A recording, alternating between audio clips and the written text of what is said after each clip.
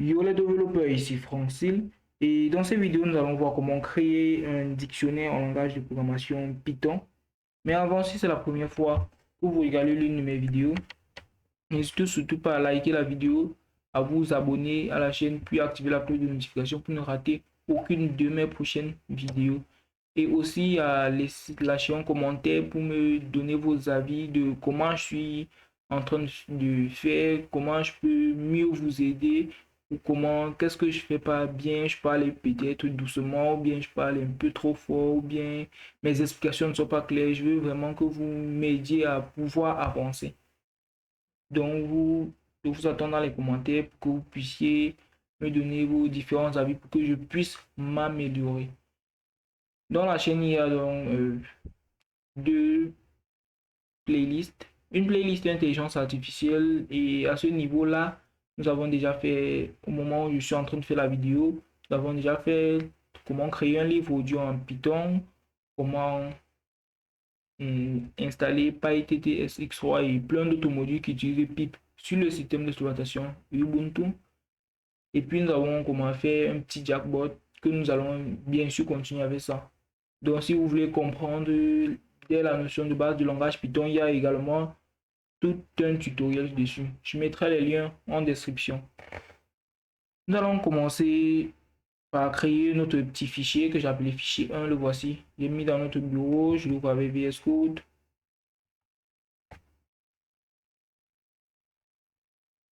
Je l'ouvre avec VS Code. On va d'abord commencer par installer le module qui va nous permettre de translate.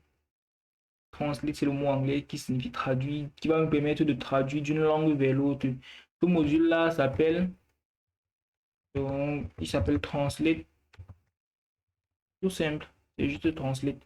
Donc, je fais la un pip install, je translate.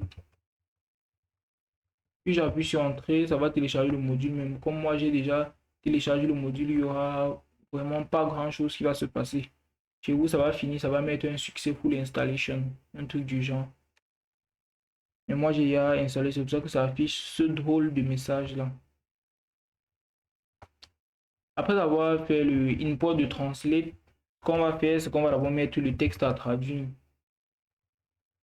Je vais par exemple traduire du français vers l'anglais d'abord pour un début. Je vais dire, par exemple dire bonjour.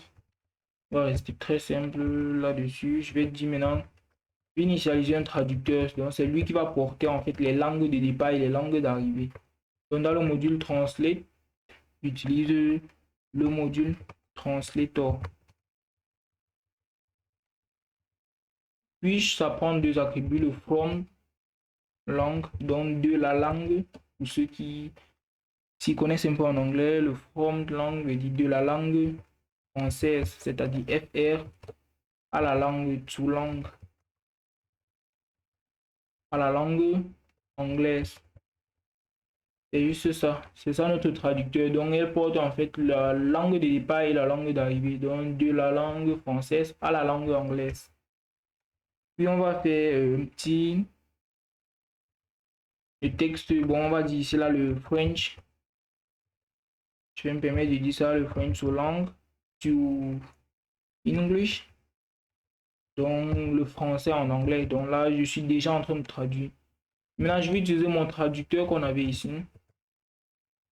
Donc, il parle du français vers l'anglais, mais là, je vais utiliser une méthode que on va appeler également translate. Là, j'ai instancié un objet de type translator et là, je viens juste, je l'attribue la méthode translate.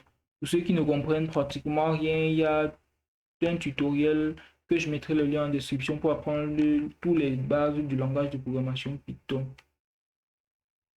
Nous avons le traducteur par le traducteur. Puis là, ça prend en paramètre le texte à traduire. Le texte à traduire, c'est juste le texte. Puis on va faire un petit affichage. On va faire d'abord afficher le texte en français. On va mettre 2 points, puis le texte en anglais. On utilise la méthode format.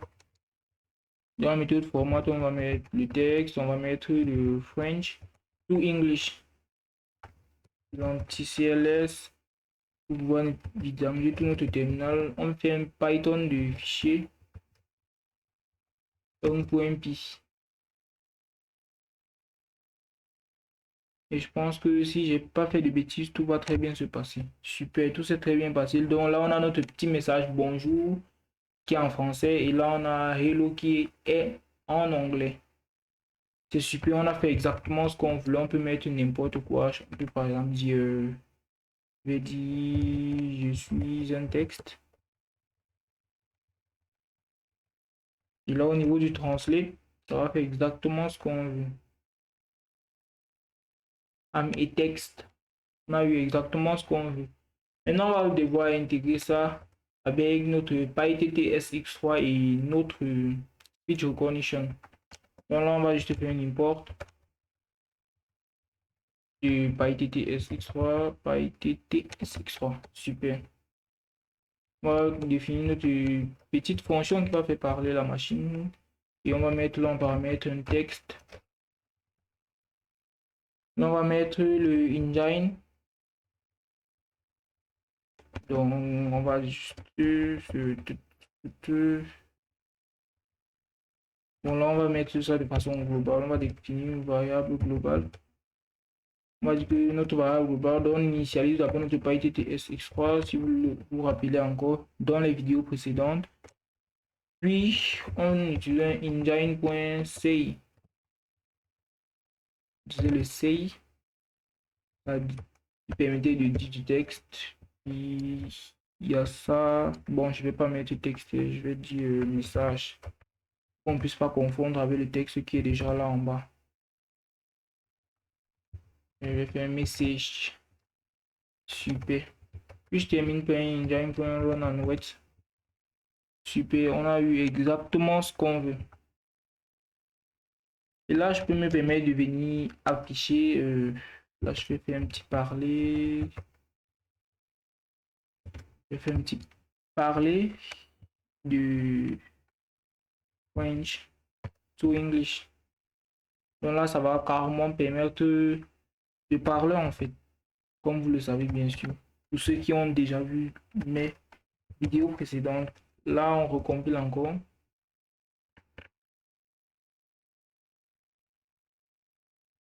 Et puis, tout s'est très très bien passé à mes textes. Puis ça a dit également qu'il est un texte. Et puis c'est la fin du programme. Je comprends vraiment pas pourquoi ça fait ça. Euh, bon, je vais reprendre. Je vais encore lancer. IA ma texte. Voilà, super. C'était juste une petite erreur. Je sais pas trop pourquoi ça voulait pas.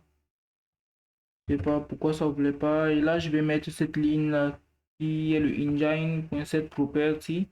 Ceci va nous permettre en fait de pouvoir modifier en fait les paramètres, va nous permettre de pouvoir modifier les paramètres de la langue. Bon là je vais pas le mettre là, je vais une fois le mettre ici avant l'affichage. Ça permet de modifier les paramètres de la langue.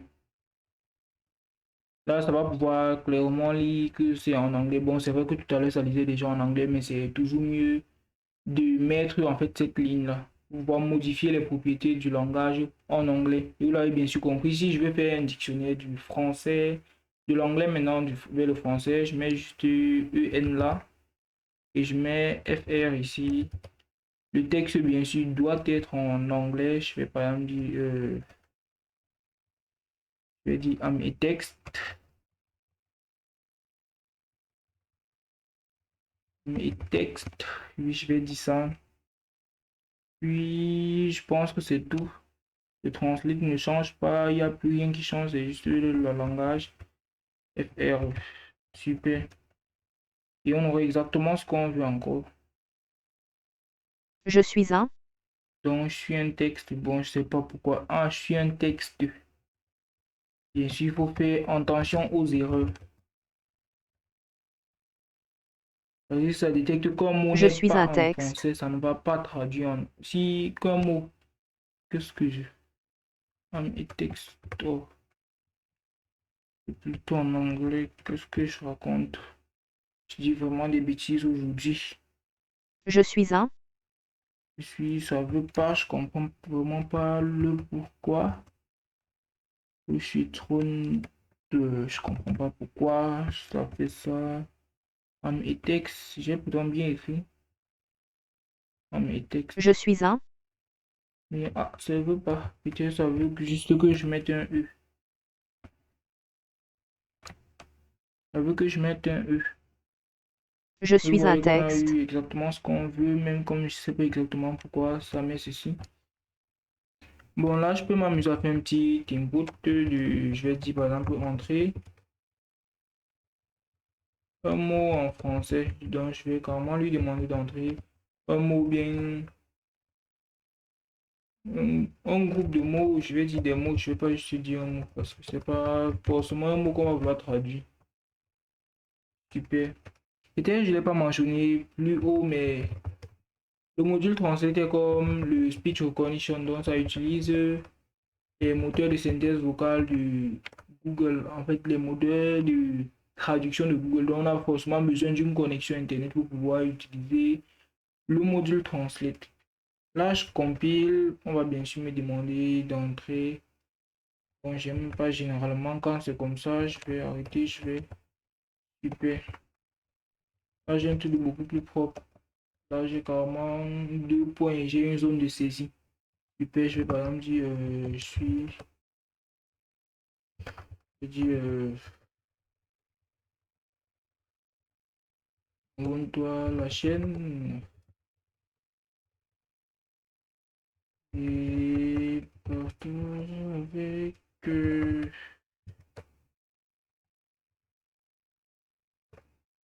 je vais dire ça. Oui, je vais dire ça. Vous voyez que ça a bel et bien Subscribe to the traduit channel and exactement share with comme on 5 le voulait. friends. Puis ça a répété en fait ça, il fait la prononciation. Vous voyez bien que vous pouvez ainsi vous former en anglais. Donc tu te formes en anglais avec une intelligence artificielle que toi-même tu as créée. Vous voyez des applications comme Duolingo, pour ceux qui savent un peu ce que c'est. Duolingo, bon, on l'écrit comme ça et il est téléchargeable directement sur Play Store. Je pense que c'est du...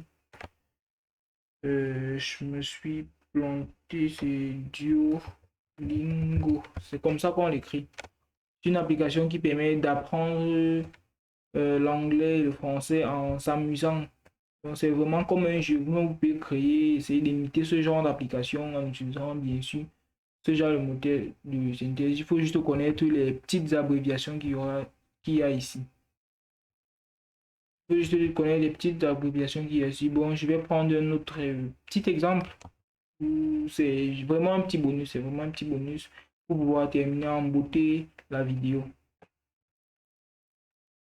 Ici, je vais essayer de traduire en allemand. Oui, je vais essayer en allemand. Ou bien je fais en allemand ou en espagnol. Bon, je sais pas, c'est beaucoup plus parlant. Bon, moi j'ai fait la session allemande. Donc, ne m'en voulez pas. Là, je mets DE. Là, c'est le français vers l'allemand. Vous voyez que c'est beaucoup plus simple. Là, j'ai créé un autre dictionnaire qui traduit du français vers l'allemand. Oh là là, mon truc va s'éteindre. Super. Là, je vais coller exactement la même chose. Et vous allez voir que maintenant, ça va plus traduire en anglais, mais ça va traduire en allemand. Donc là, voilà le texte que ça va afficher en Abonnier den français. Kanal und Puis voilà Teleachen mi le 5 texte que ça Freundinnen. affiche en allemand. Vous pouvez également vous renseigner sur d'autres formats, comme par exemple l'espagnol qui est ES. On met juste ES là, puis ES là, et puis ça va faire exactement la même chose. Ça traduit en espagnol. Vous voyez que c'est vraiment très simple niveau utilisation. Je pense que je vais vous laisser avec ça et Suscribe je al vous canal y dis comparte con 5 amigos. un grand merci d'avoir regardé la vidéo jusqu'à la fin. Et n'hésitez surtout pas à partager la vidéo avec vos amis, avec d'autres informaticiens qui ont envie d'apprendre également le domaine de l'intelligence artificielle parce que à partir des vidéos qui vont suivre, nous allons entrer vraiment dans le OpenCV, qui est un module en langage Python qui permet de manipuler de l'image. Donc on va vraiment faire de l'image à partir de 2 ou 3 séances. Selon l'image et de la reconnaissance faciale et la détection d'objets, donc je vous invite à vous abonner massivement pour pouvoir me soutenir à la chaîne. Je vous dis ciao.